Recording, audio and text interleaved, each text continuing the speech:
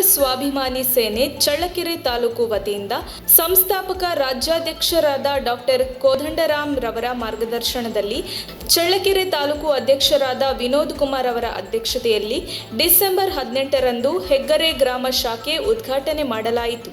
ಈ ಸಂದರ್ಭದಲ್ಲಿ ಜಿಲ್ಲಾ ಕಾರ್ಯಾಧ್ಯಕ್ಷರಾದ ವೃಷಭೇಂದ್ರ ಬಾಬುರವರು ಮಾತನಾಡಿ, ಬಾಬಾ ಸಾಹೇಬ್ ಡಾಕ್ಟರ್ BR ಅಂಬೇಡ್ಕರ್ ಅವರ ಬಗ್ಗೆ ಗ್ರಾಮಸ್ಥರಿಗೆ ಮತ್ತು ನೂತನ ಪದಾಧಿಕಾರಿಗಳಿಗೆ ಅರಿವು ಮೂಡಿಸಿದರು.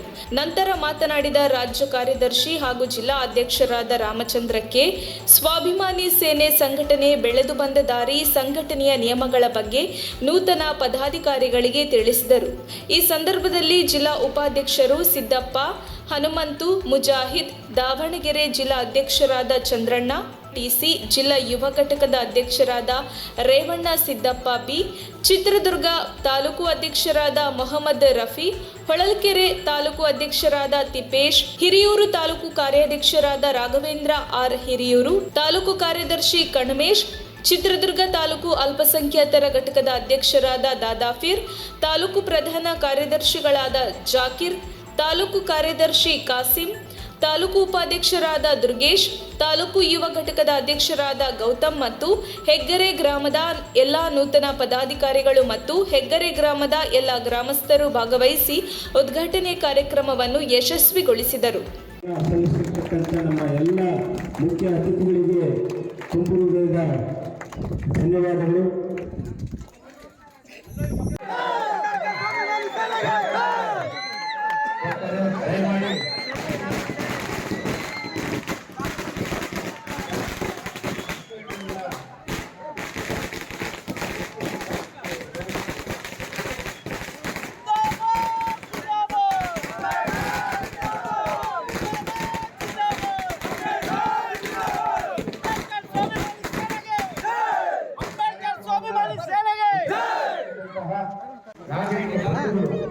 ಎಲ್ಲರಿಗೂ ಕೂಡ